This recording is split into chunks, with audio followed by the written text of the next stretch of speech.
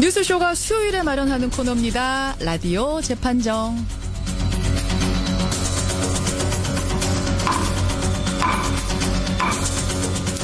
논란이 되고 있는 이슈나 인물을 저희가 스튜디오 재판정 위에 올려놓으면요. 여러분 들으시면서 양측의 변론을 들으시면서 배심원 자격으로 판결을 내려주시는 거죠. 오늘도 두 분의 변호인 나오셨습니다. 노영희 변호사님 어서 오세요. 네, 안녕하십니까. 그리고 선수호 변호사가 오늘 서울지방변호사회에 판례 발표를 가셨어요. 뉴스쇼 마이크 대신에 지금 변호사회 마이크를 잡고 계십니다. 그래서 오늘은 특별한 초대 손님을 한 분 모셨습니다. 백성문 변호사 어서 오십시오. 안녕하세요. 이렇게 생긴 분이시군요. 네, 이렇게 생겼습니다. TV에서 많이 뵀는데 이렇게 소감 한 말씀. 저 라디오를 많이 들어봤거든요. 근데 노영희 변호사님이랑 이렇게 붙으면 좀 무서워요. 선배님이랑. 왜요? 선배. 네, 오늘은 제가 그 안면을 몰수하고 노영희 변호사님 계시지만 제가 한번 이겨보는 걸로 하겠습니다. 승부욕을 불태우면서 시작을 그래요. 두 분의 호흡을 기대하면서 재판정 들어가 봅니다. 그나저나 노 변호사님. 네네. 정유라 씨 구속영장이 어제 또 기각됐잖아요. 네, 그렇습니다. 근데 노영희 변호사가 사실은 기각이 될 거다. 이 얘기를 전에 하셨어요. 발표가 되기 전에. 왜 그렇게 확신하셨어요? 근데 저만 그런 건 아니고 대부분의 법조인들이 많이 그렇게 얘기했고요. 저는 첫 번째 영장 기각은 사실 못 맞췄잖아요. 못 맞췄어요. 그런 것에 대해서는 중요한 건 아닌 것 같은데 아무래도 이제 검찰 측에서는 범죄 수익 은닉이라고 하는 혐의를 추가하면서 정유라 씨가 코어 스포츠에서 몇 억에 해당하는 급여를 받았다. 또 박근혜 전 대통령과 수차례 전화 통화도 했고 최순실 씨와 대응책을 논의한 자필 편지도 있으며 몰타로 도피를 시도했다. 이런 것 때문에 당연히 구속이 될 거라고 생각했던 것 같아요. 근데 제가 봤을 때는 그렇다 하더라도 그런 것 때문에 구속하기는 조금 부족하다. 그리고 이분이 2살 아기의 엄마다. 그게 결정적인 거 아니에요? 그리고 또 모친인 최순실 씨가 이미 구속되어 있지 않느냐. 이 최순실 씨에 비하면 정유라 씨는 잔챙이다. 이런 판단이 아니었나 생각합니다. 동의하세요, 백 변호사님? 사실 저는 아이가 들어오는 걸 확인한 날 그 다음에 2차로 구속영장 청구하면 기각될 것이다라고 판단을 했어요. 아들이 비행기 타고 오는 그날? 네, 왜냐하면 그 구속영장 기각된 이후에 그 전에 무슨 얘기가 나왔냐면 영장이 발부되는지 여부를 보고 아이의 귀국력을 결정한다 그랬거든요. 영장이 기각되면 엄마랑 애랑 같이 있을 수 있잖아요. 그렇죠. 근데 2살 애와 같이 있는 엄마를 그것도 범죄 혐의 중대성 부분 관련해서 물론 국민적으로 비난 엄청나게 받고 있죠. 정유라 씨가. 근데 대부분은 사실 주도한 건 최순실 씨라는 거는 부인할 수 없잖아요. 그리고 거기다가 엄마도 구속돼 있고 그러니까 쉽게 말해서 할머니도 구속돼 있고 엄마까지 구속을 시켜서 그럼 2살짜리 아이는 어떻게 하는가에 대해서는 사실 답이 없었거든요. 그래서 저는 전략적으로 아이를 데려오진 않았겠지만 2살짜리 아이가 오는 순간 이제 앞으로 정유라의 구속영장이 재청구되더라도 쉽지 않겠구나. 조금 전에 말씀하셨던 다른 혐의들이 있지만 그런 혐의만 가지고도 범죄 혐의 중대성을 인정하기도 좀 쉽진 않았다. 그렇게 좀 보입니다. 그렇군요. 법조인들의 의견이 거의 다 일치하더라고요. 네, 아들이 그렇습니다. 있는 어린 아들이 있는 엄마라는 점이 크게 작용했을 거다. 그럼 이게 이 검찰 수사 물론 구속영장 기각됐다고 해서 무죄는 아니지만 그래도 앞으로의 국정농단 수사 2라운드에는 조금 타격이 있는 거 아니에요? 아무래도 검찰 수사의 기세가 좀 꺾일 수는 있죠. 기세가. 네, 근데 사실 저는 정유라의 구속영장 발부 여부가 중요한 게 아니라 정유라가 알고 있는 걸 얼마나 끄집어낼 수 있느냐가 중요한 거거든요. 사실 정유라가 실제적으로 범죄에 가담한 정도는 낮습니다. 그 부분은 부인할 수 없어요. 수혜자인 건 확실하지만. 이대학사 비리, 청담고등학교 비리, 그리고 기타 말 타고 이런 부분들은 결국 정유라가 마지막에 최종 수익자가 되긴 했지만 범죄 행위에 적극적으로 가담한 건 또 아니란 말이에요. 하지만 정유라가 그 주변에서 꽤 많은 걸 알 수 있잖아요. 그런 부분들을 어떻게 끄집어내느냐 그 부분이 이제 수사의 중심이 되어야 된다 생각합니다. 알겠습니다. 검찰 수사 비록 구속영장 정유라에 대한 건 기각됐지만 이대로 기세가 꺾이진 않았으면 좋겠다라는 말씀을 전하면서 오늘 우리 재판정 주제로 한번 들어가 보죠. 오늘 특별 게스트 백성문 변호사 그리고 노영희 변호사와 함께 시작할 재판정의 주제는 SNS에 관련된 얘기입니다. SNS 말하자면 트위터, 페이스북 이런 얘기. 페이스북에서 좋아요 버튼을 누른 것만으로 과연 명예훼손이 성립될 수 있을까? 그저 좋아요 버튼 눌렀을 뿐인데 이게 명예훼손이 되는가? 바로 이겁니다. 백 변호사님. 깜짝 놀랐네요.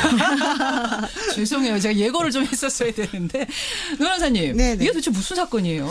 이게 요즘 참 뜨거운 이슈가 될 수 있을 것 같은데요. 스위스에서 벌어진 일인데 2015년에 어떤 그 동물보호 단체의 그 단체 대표가 채식주의자 축제에 참가한다라고 하는 것을 놓고 논쟁이 벌어졌습니다. 페이스북에서. 근데 여러 사람들이 그 동물보호단체 대표가 과거에 그 인종을 차별했다라고 한 이유로 유죄 판결을 받은 적이 한 번 있었었는데 근데 그런 것 때문에 인종주의자 혹은 반유대주의자 이런 식으로 비난하는 글이 올라갔고. 동물보호단체 그 사람 인종주의자야. 그렇죠. 반유대주의자야. 나쁜 사람이야 한마디로. 네네. 근데 그래서 그렇게 올린 글에 대해서 여러 사람들이 댓글 그 좋아요를 눌렀단 말이에요. 비방글이 6개 정도 있었는데. 그래서 그중에서 동물보호단체 대표는 자신에 대해서 비방글을 올린 사람들 10여 명을 고소를 했고 그중에 좋아요를 눌렀던 이제 45세 남성 한 분이 포함이 됐어요. 결국 스위스 추리 지방법원에서는 이 남성에게 명예훼손 혐의로 4,000 스위스 프랑, 즉 우리 돈으로 약 460만 원의 벌금을 선고했는데 460만 원이요? 네, 재판부가 얘기한 얘기는 뭐냐면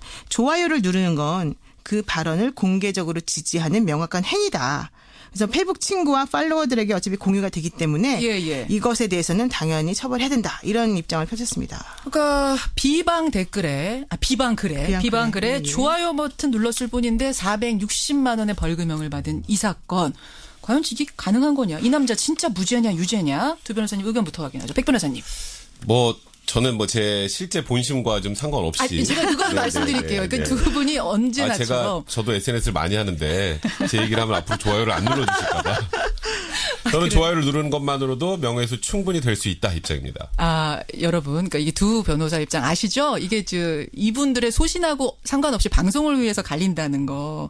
그러니까 지금 백 변호사님한테 항의 문자 보내시면 안 돼요. 이분은 지금 아무것도 모르고 오신 거예요.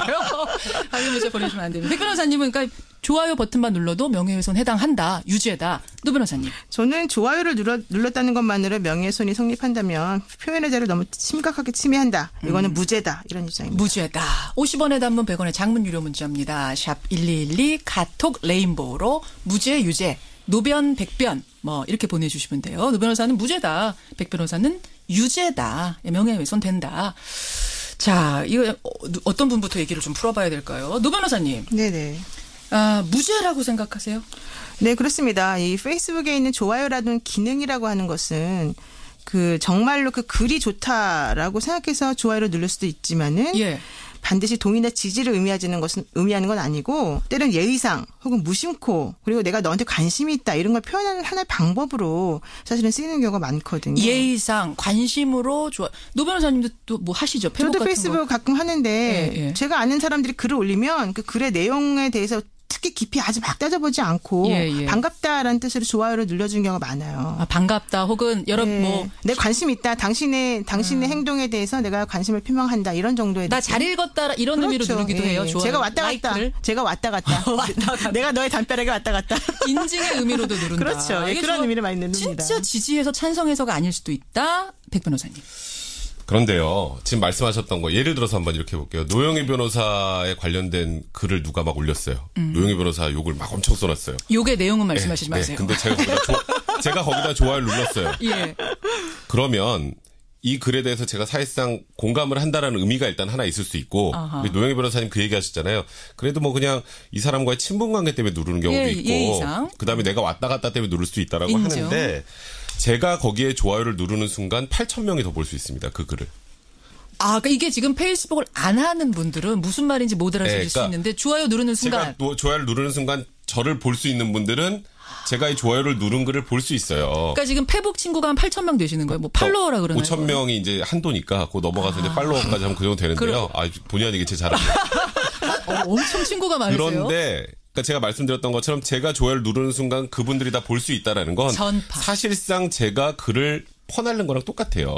그러니까 예를 들어서 SNS에 뭔가 찌라시 같은 게 확 돌면 갑자기 순간적으로 몇백만 명이 볼 수 있는 그런 문제들 때문에 요즘에 굉장히 사회 문제적으로 좀 심각하잖아요. 그렇죠. 좋아요를 누르는 것과 그게 하나도 차이가 없습니다.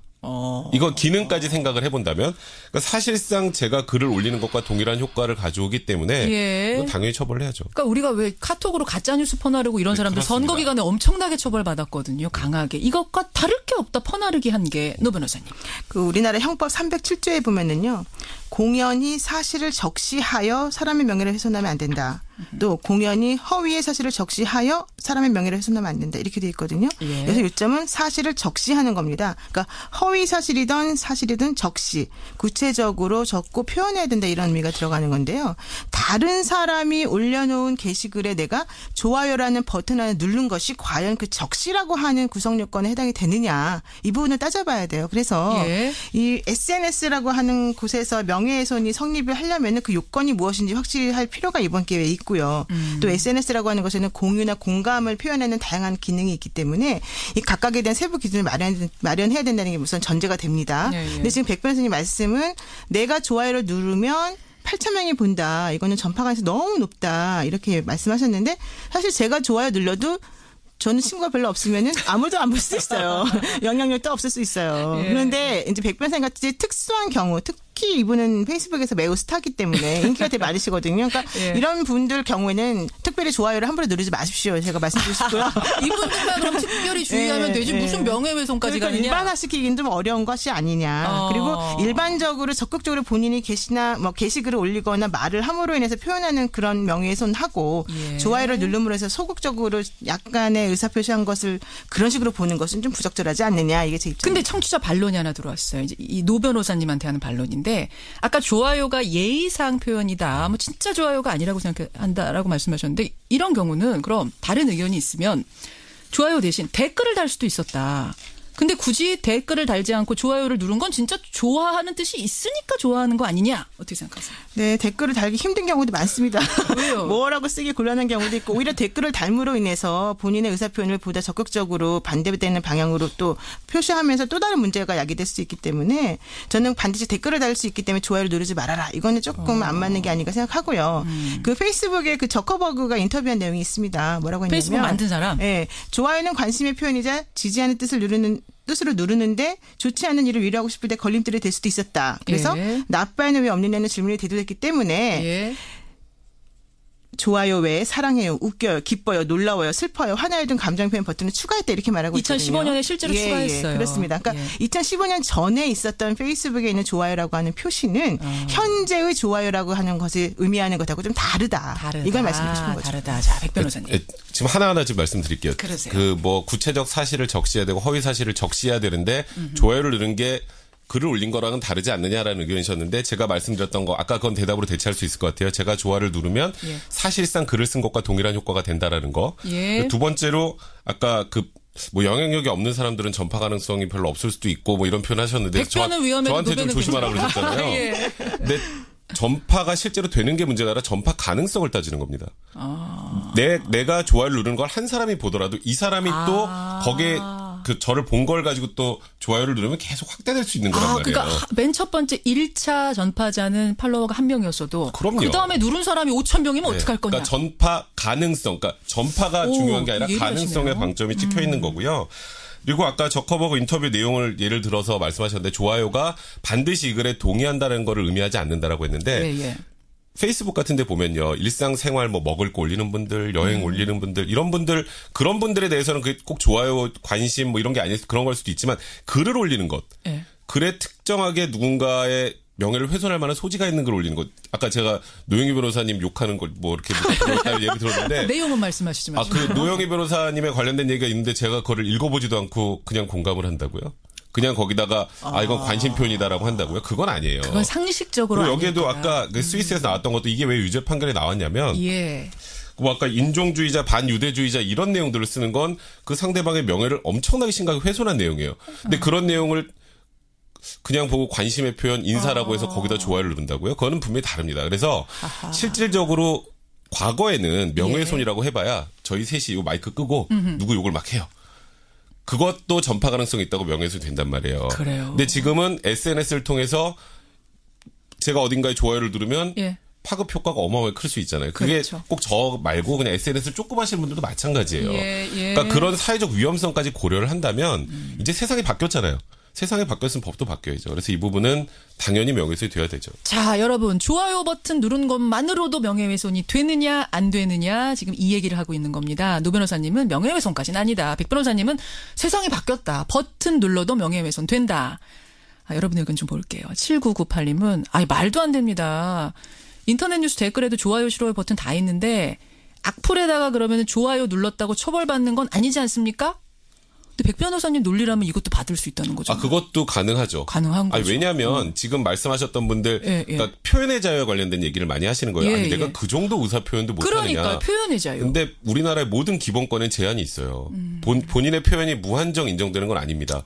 다만 상대방의 피해를 주지 않는 한도 내에서의 표현의 자유를 부여하는 거지 다른 사람의 감정을 상하게 하는 부분에까지 표현의 자유를 부여하는 건 아니에요. 글 쓴 사람이 명예훼손이면 좋아요 누른 사람도 명예훼손. 네, 그렇죠. 공간의 뜻을 표현하고 그 뜻을 볼 수 있다면 명예훼손이 될 수 있죠. 여기에 동의하시는 분은 강현용 님이에요. 누구 한 명이 좋아요 누르면 동조 현상이 일어난다. 이분은 좀 다른 얘기니까 전파와는 조금 다른 동조 현상이 일어나기 때문에 유죄다. 이렇게 보시는 분도 계세요. 그런가 하면 이상진 님은 명예훼손까지는 아니죠. 의도성이 있었다고 보기는 좀 무리라고 봅니다. 그러니까 이분도 무심코 그냥 누르시는 스타일이신가 봐요. 그런가 하면 이주일님은 악의적 댓글의 좋아요 표현은 그 댓글을 작성한 것과 똑같은 효과가 있다고 이분은 믿으신답니다. 그래서 이분은 유죄다. 명예훼손이다. 자, 이렇게 들어오고 있습니다. 중간 집계 결과는 한쪽으로 좀 기울어지긴 하네요. 백 변호사님 힘내시고요. 조금만 더. 알고 있습니다. 저는 처음부터 제가 오늘은 힘들 거라고 생각하고 왔어요. 여러분들 어떻게 생각하세요? 지금부터 부지런히 보내주세요. 50원에 담은 100원의 장문 유료 문자 샵 1212 카톡 레인보우로 참 어떻게 보면은 애매한 주제고 한 번쯤은 우리가 이 미디어 시대에 생각해봤음직한 주제를 오늘 골라온 거거든요. 노 변호사님. 네네. 아까 한 분이 그러셨잖아요. 동조 효과. 그러니까 내가 좋아하는 사람이 좋아요 버튼 누른 걸 보면서 저 사람이 저렇게 생각했으면 나도 저렇게 생각할 수 있어라면서 그것을 이끌어낼 수 있는 상당히 적극적인 표현일 수 있다. 좋아요가. 네, 맞아요. 동조현상이라고 하는 거는 사회심리학에서 주로 사용되는 용어인데요.